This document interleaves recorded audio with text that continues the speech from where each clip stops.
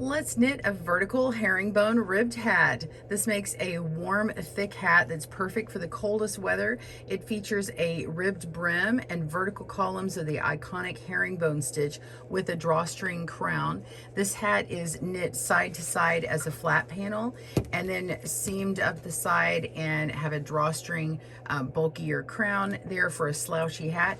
We've got it in 6 sizes today. We've got baby and toddler, child, and small, medium, large, adult. I'll teach you this easy 2-row repeat and make yours today with GoodKnit Kisses. Welcome to GoodKnit Kisses. We're all about helping you stitch your love and love your stitches. To get written information on the yarn and the needles used, please click down below in the video description for the link to our blog. We also have the written pattern with the 6 sizes available on that blog as well. If you need a right or left-handed video tutorial, please look down below in the links and get those, and we'll get right to your video. Now, I do have 6 sizes. We have the baby size, which is actually this one here. It's for ages about 3 to 6 months. Then we have the toddler size, which is about 6 to 12 or a little over. And then we have child size, and then small, medium, large, adult. Now, I am working with US 11 or 8 millimeter needles. You could step it up to a 9 millimeter needle, which is a US 13, and get a little bit looser stitch. This is a nice dense stitch, but you can go up. You just want to pay attention to the gauge there. This pattern is a multiple of 1, so if you need to adjust it by adding 1 more stitch or taking 1 away, that's okay. It is a 2-row repeat. You're going to want to cast on your number of stitches, so click in the link below to get that cast on. I'm going to show you how to do the long tail cast on real quick and rows 1 and 2. All right, pause your video, grab your materials, and we'll see you there. All right, so we're going to be casting on our number of stitches to get the height of our hat because we're going to be working it back and forth like this. So get that information down in that blog link below. I'm going to pull out 3 times the length that I want for my hat. So 1, 2, 3, or it's the height of the hat here. And then we're going to place a slip knot in. Okay, I just wrap it around my finger twice, take the back loop over the front, and take the back loop over the front again over the tip of my finger, just like that. All right, now I'm going to take the tail part towards me and the ball part at the back, the working yarn, and slip on my needle. All right, and now we're going to do the long tail cast on. For a slower video tutorial, I do have a link down below. So grab your yarn here in the palm of your hand, split it with your thumb and your index finger like that, and we're going to pull back like a slingshot. And we're going to take our needle and go up under the thumb and go around and down at the finger and down at the thumb and let it go. I like to kind of put my finger on here and make sure and have a little bit of a spacing. Do that again, up at the thumb, around and down at the finger, down at the thumb, and let it go. So continue casting on. Pause your video, rewind, slow down if you need to. Get your number of stitches on there, and I will see you in just a moment. My beginning one, I'm doing a cast on of 29, and that's for our smallest size. All right, I'll see you at the end of your cast on. See you in a moment. We have finished our cast on, and I've turned it over here, got my tail on this side, and this is exactly how my sample looks over here. I just want to show you that I'm actually going to start on row 1, and it doesn't matter that this is already on my needles. I'm going to go up to the top here and begin here. So this is starting at row 1. If your stitches are too tight, you may have to have a looser cast on. So if you cast it on tightly, go ahead and do that again. Make sure it's nice and loose so that you keep your stitches nice and loose over here. All right, let's jump over for row 1. All right, so row 1 is actually your right side, and we're going to start by knitting the first 2 stitches together in the back loop, but we're not going to drop both stitches after. So we're actually going to be working the second stitch twice. Okay, so I'm going to go into the back loop. You can put your stitches at the tip of your needle and knit in the back loop, pull through just like you normally knit, and then drop off that very first stitch. All right, let's do that again. Put our tip through the back loop of both stitches, the next 2 stitches, and yarn over and pull through a loop, and then only let one drop off, just like that. One more time, swing to the back, go through the back of the next 2 loops, yarn over, pull up a loop. Looks like I caught something, so hold on. Go through the back of these 2, yarn over, pull up a loop, and let only one drop off. Okay, and you can see how the stitches start angling in this direction. All right, so you want to keep these nice and loose, work on the tips of your needles, and then once you finish, pull it all the way over so you get gauge on that. So into the back loop and keep going, let that drop off. Okay, I'm going to show you how to undo that, but we are going to work all the way down to here, and you're going to have a number of stitches remaining. Depending upon the size that you're working, you're going to either leave 6 stitches or 8 stitches at the end. Now, the one thing to note about this pattern is on the right side, you're going to have 6 stitches for the brim on the first 2 sizes and 8 stitches for the next 4 sizes up. But on the return row, it's going to be 1 less stitch, and you'll see that on the next one. So after you get several going, you're gonna see the pattern develop here. All right, let me show you how to undo these stitches if you ever mess them up. So if you pull them over like this and you see that beginning your next stitch, you've got a big gap, or you've got 2 of these stitches laying down, simply just pick one of them up. And if you're not sure, you can pick up this one, and you can feel your working yarn moving. You can tell that this loop here is actually attached to that. So you can just let it go and drop it, pull it off, and then work on your next one. You can see that there's only 1 loop here, so you're good to go for the next stitches. Work into the back loop.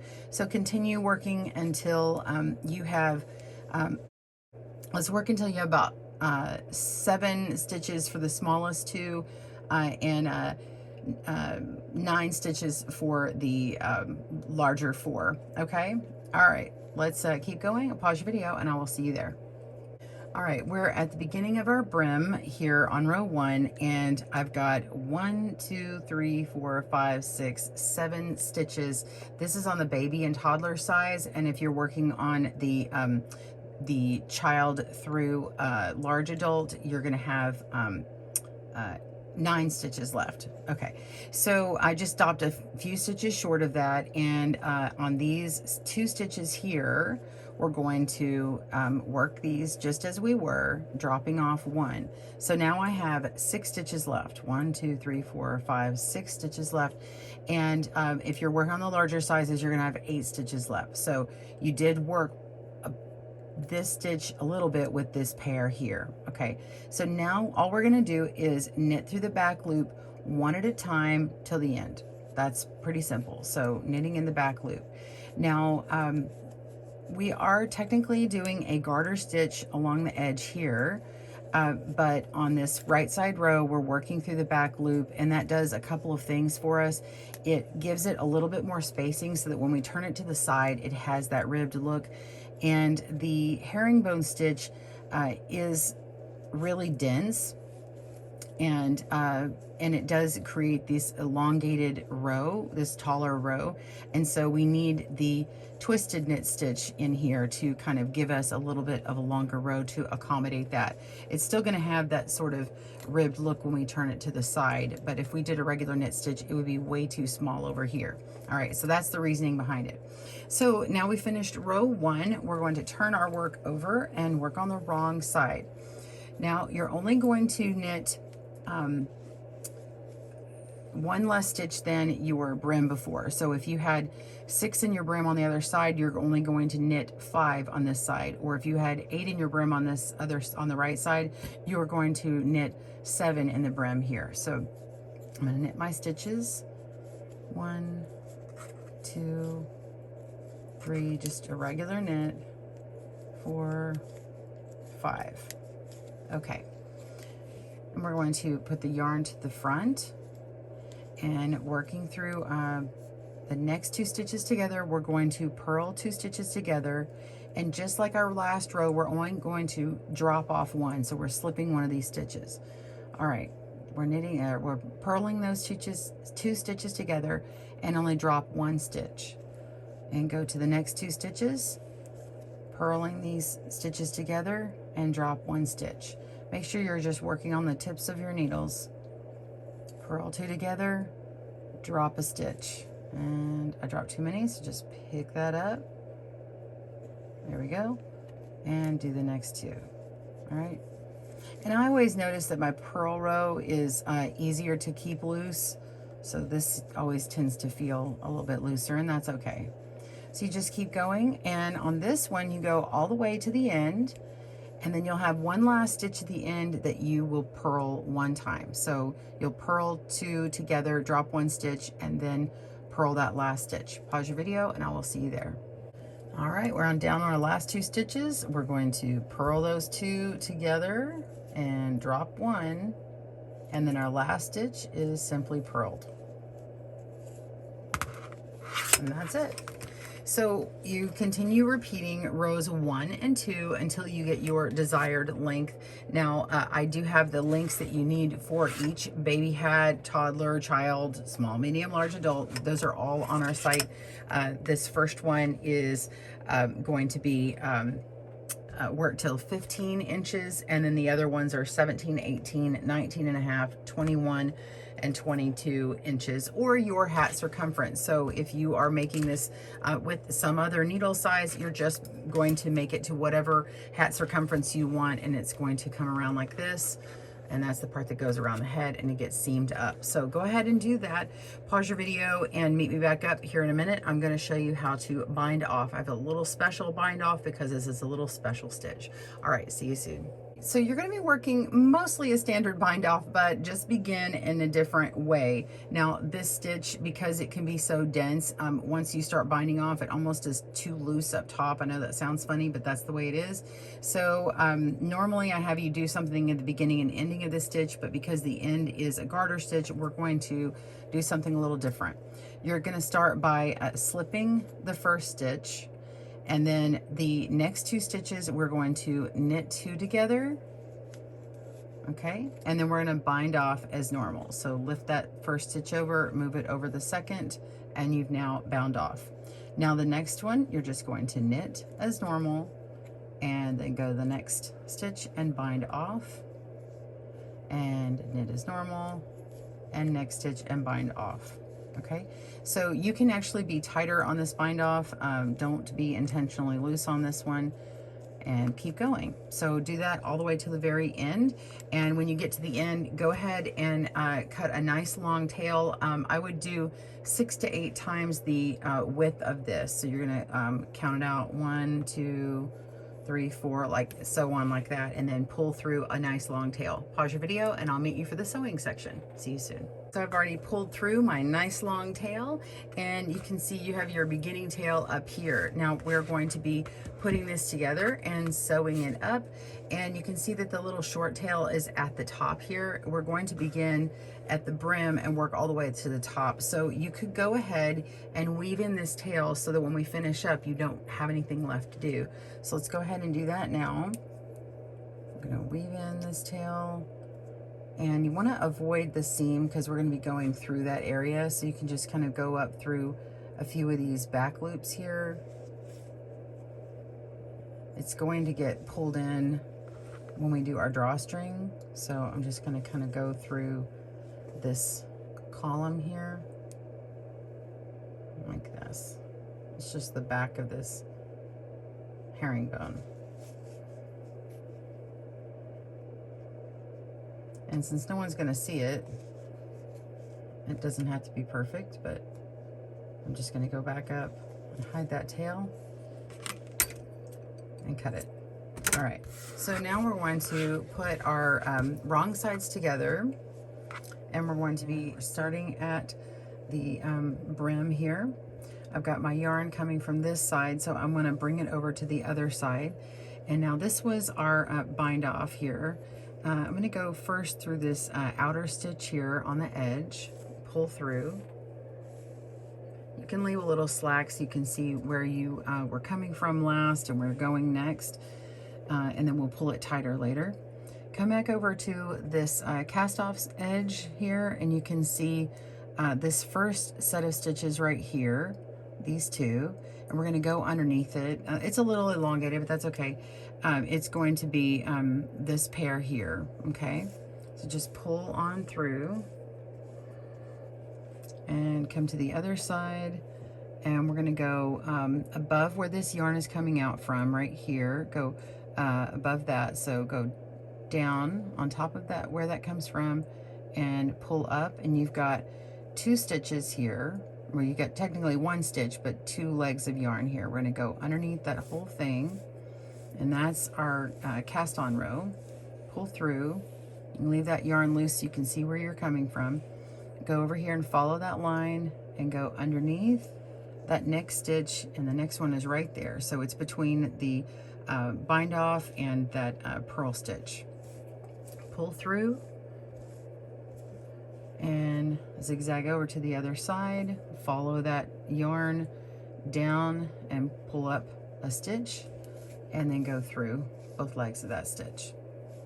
And you're just going to continue going back and forth like this and up to the herringbone edge. So keep going through yours, pause your video if you have to, and I'm going to get up to the herringbone to show you what that looks like.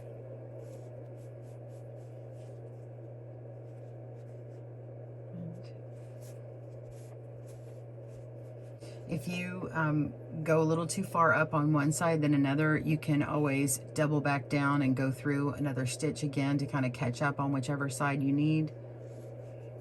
It's called easing the fullness. So I'm coming up to where my brim is finishing and the herringbone is starting, just making sure to go through a full stitch, both legs of those stitches. Pull through, go into the other side.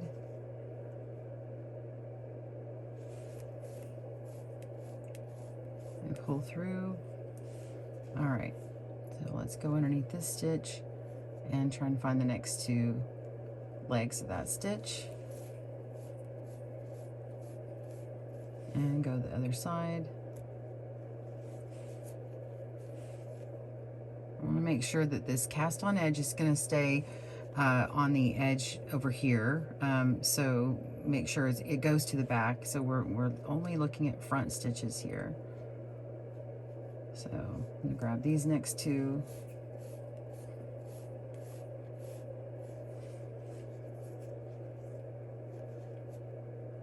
And these. And just continue pulling that slack out. And after a while, you can go ahead and pull on this, make it a little bit tighter. If you don't want to pull too tight down here, you could slowly pull from a lower point. That way you're not overworking your yarn.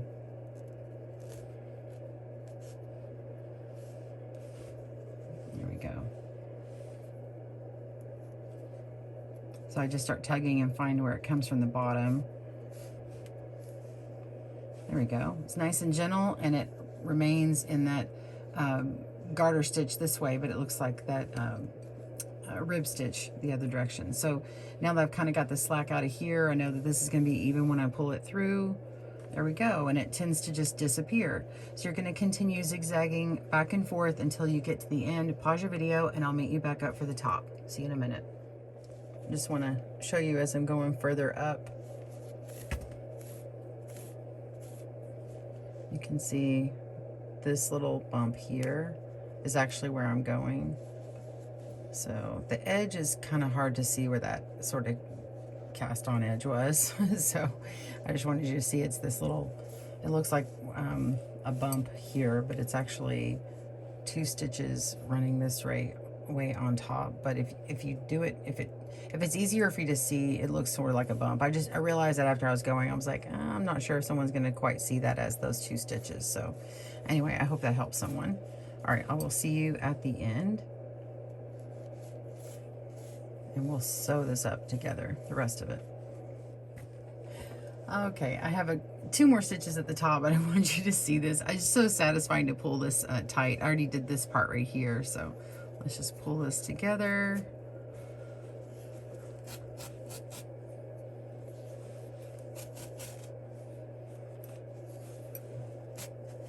Here we go. Ah, I love it. It's so pretty. All right, so now I've got the last couple stitches.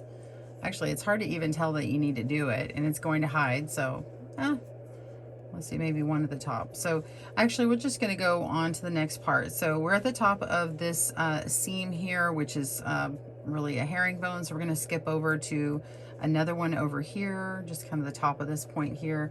Go through, grab a couple of stitches, and pull all the way through. And we're going to make a drawstring, okay? So we're gonna go to the top of another column, just kind of skip one and go over top of this column up here and pull through all your stitches or all your yarn. And now skip over another one here. I'm gonna skip one and go to the top of the next one. Pull through and continue doing that all the way around. Pause your video, I'll meet you back up at the seam. See you soon. All right, I've got one more left. I'm going every other one and I'm back at the seam. So go through there, pull through. And now I want to put my needle and my yarn in the middle, in the top, and we're gonna turn it inside out. And we're gonna pull this together as a drawstring. So now you can just tug on your yarn and pull it, and it's going to close that up very nicely. If you went through the top of every herringbone stitch, it might have a bigger hole here. You can go back through every other stitch again and pick up stitches around where this drawstring was, and just kind of keep going in the same direction. So I was coming from this direction here, so I'm going to skip over and go to another stitch and pick up, and skip over another one and pick up. And you're basically reinforcing with a second drawstring. It's really nice, so you can get it as tight as you need to without breaking the yarn. So I'm just going to pick up a few more stitches.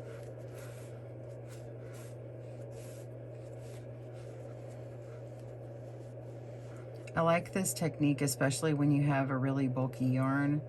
It just doesn't make for a nice crown if it's got a hole in it.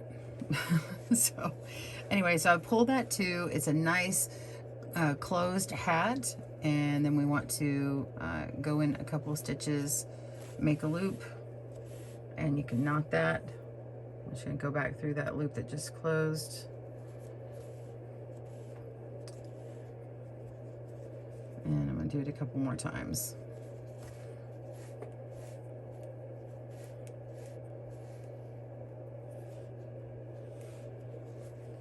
All right, so go ahead and finish weaving in your tail, and pause your video and I'll show you what it looks like. All right, well, here we go, our hat. Turn that inside out. What a cute baby hat. You can even flip up the brim if you like. So cute. Here is our toddler size hat as well, and we do have those 4 other sizes as well, and then they're going to be a taller brim. So the brims on these are about 1.5 inches, and then the larger sizes are about 2 inches. So all the other dimensions will be on our website. You can download that pattern ad-free off of Ravelry and Etsy stores if you like. Please tag us on Instagram at GoodKnitKisses. I would love to see your vertical herringbone ribbed hats. We'll see you soon here at GoodKnit Kisses. Happy knitting. Oh, and if you want it on the loom, we've also got it there too. We'll see you soon. Thanks for joining us today, where we help you stitch your love and love your stitches. See you again soon.